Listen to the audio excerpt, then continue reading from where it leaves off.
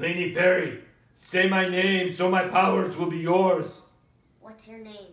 Shazam. Dad, it's Shazam. Oh, I knew something was wrong.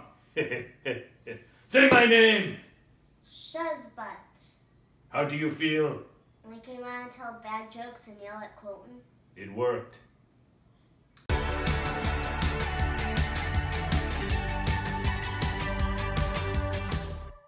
Welcome to Lunch Bytes with Lainie. And if this is your first time here, welcome to the Shazamly. Oh, come on.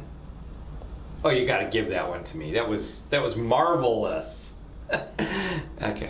Well, anyway, we saw Shazam a couple hours ago, and this will be our spoiler-free review. We will follow up with a spoiler review at some point. There's 2 weeks till the general release, so we have a little bit of time for that. And we don't want to give it away because there are a lot of surprises in this movie.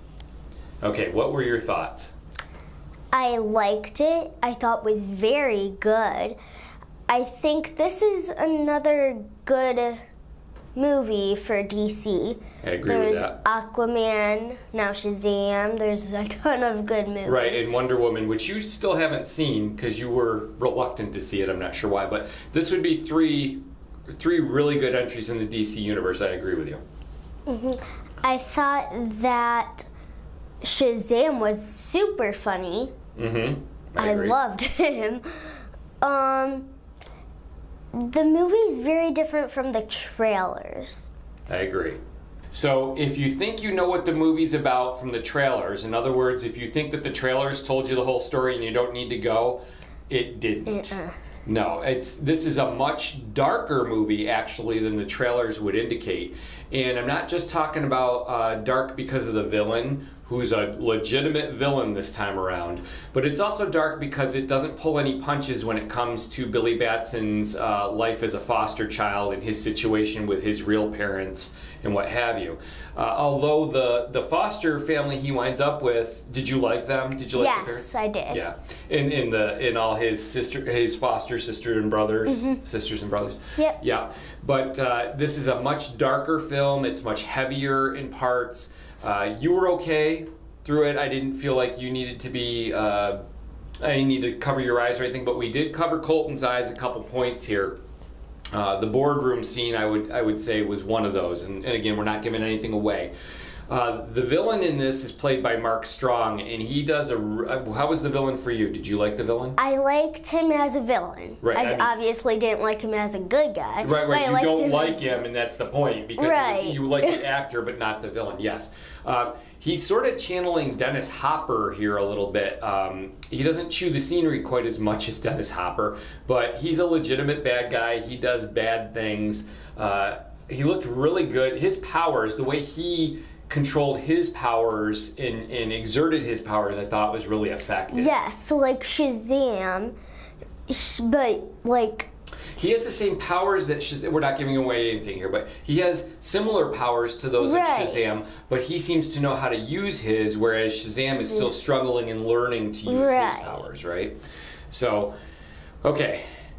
Was it funny for you?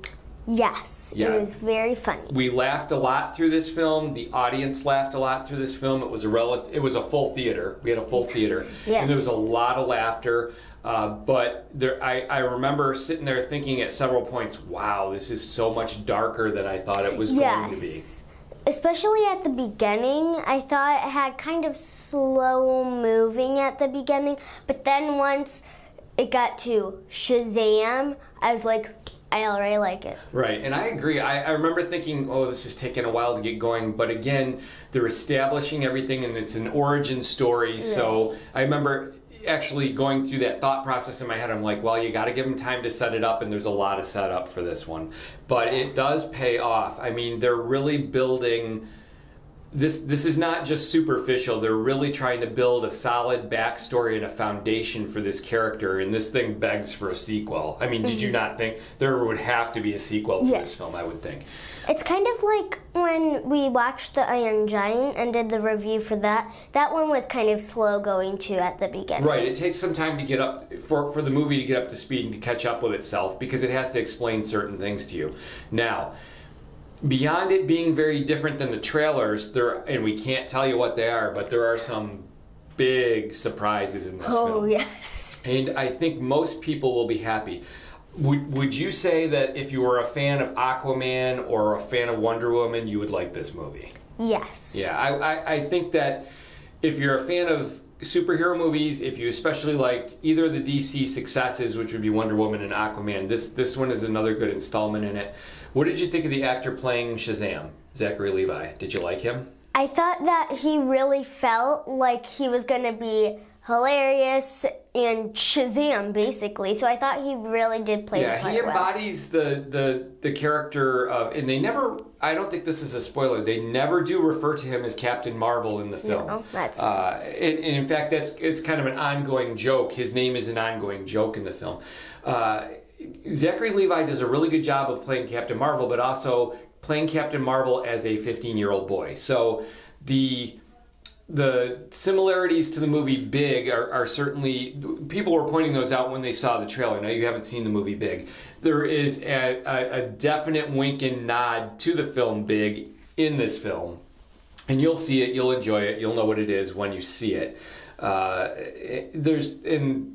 Other than that, there's a few other things going on. Again, there's a lot of Warner Brothers references in this film too, which make it very similar to, like, when we went to see Wreck-It Ralph. Remember how they had all the Disney references in there? Like there were Star Wars characters and there was Disney Toy Story Princess. and the Disney princesses. This film sort of does the same thing with the Warner Brothers properties, and not just the obvious ones like Wonder Woman or what have you. And there's a great animated end credit scene. The way they do the credits at the end with the animation, there's some great moments in there, and those are actually shout outs too. And of course there's the after credit scenes. You want to stay for those. There's how many? There were two. There's one in the middle, but there's one at the very, very end that you want to stay for too. Okay, anything you didn't like about this film? I don't really know. I did like this film a lot. I thought that when there were good parts, there could probably be some improvements. I don't want to give any spoilers away, though. Okay. But all right. Well, for me, my only issue with it was myself. I went in because of the trailers. I went in expecting a different type of movie. I was expecting a light-hearted superhero movie. While we did get the comedy and we did get the laughter, it's not necessarily a lighthearted film. It's a lot heavier than I expected, and that's not a bad thing. It just took me a minute to get my mind wrapped around it and get out of the expectations that I had for it. So again, that's an issue with me more than anything else. Yeah. The villain I thought was very good. I thought Zachary Levi was great in his part. All the kids are good. Kids, the guy who plays Freddy is good. All the foster brothers and sisters and the foster parents play great parts. Yes. And have, they're very important to the plot, I would say. The only one that was, how did you feel about Billy Batson? Did you like him? I did like him. It kind of took me a few minutes, though, to get used to him. I didn't really connect with him. Yeah, I'm not sure if it's the actor or the way the part is written. It took me a while to warm up to Billy. When I remember, of course, I've got to fight nostalgia here, and when I remember the TV show Shazam on Saturday mornings from when I was a kid, Billy was a good guy. Billy was just a good kid, and that's why he was bestowed the powers of Captain Marvel, is because he was of pure heart and a good kid. Now, this Billy, it's not that he's not a good kid, but he's got other qualities too, that he's fighting against himself in a sense, and it took me a while to warm up to that. And I think a little bit of it was the actor, because I thought he was trying just a little too hard in some spots, but he eventually did win me over. So, I mean, I think he got there for me. So, all right, well, we want to stay spoiler free, so we probably better cut it here. Yummy or crummy for you? I'm going to give it a yummy. Yep, I'm going to give it a yummy too. I definitely think I need to go back and see it again with a clean, fresh mind going into it, as opposed to having an expectation. And I think it would be a more resounding yummy in that case. But I think this is a good film, and it's a great, another great step for DC for their franchise. Yep. All right. Well, we hope you have a great week, and Make sure you subscribe. let us know if you liked the video, and if you have any comments, feel free to mention them below.